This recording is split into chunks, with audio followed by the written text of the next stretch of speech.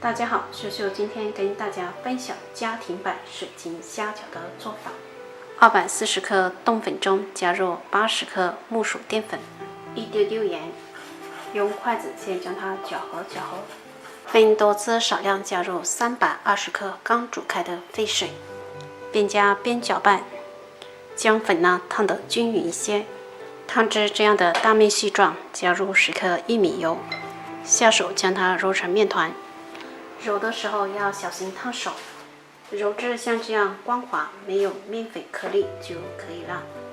盖上保鲜膜，松弛一会。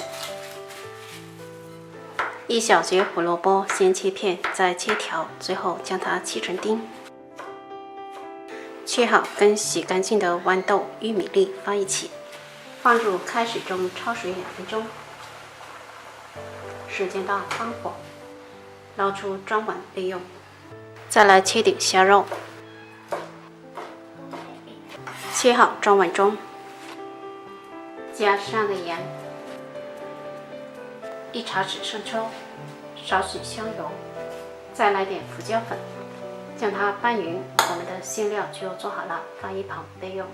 将松弛好的面团一分为2，直接搓成擀面杖大小的长条，再分成大小均匀的小剂子。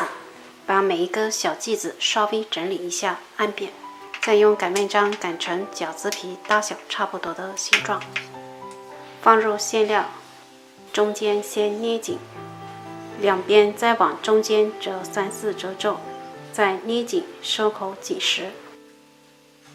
做好整齐摆放在蒸屉中，锅中提前少饮开水，